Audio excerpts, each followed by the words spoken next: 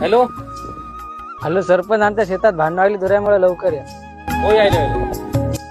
हो.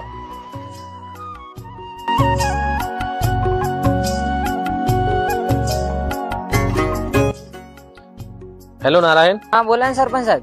जे धुऱ्यासाठी भांडणं आलेत, मी इकडून निघायला, तू लवकर ये.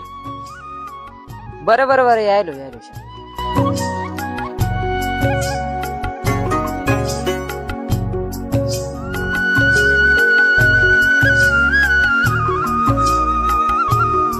काय झालं?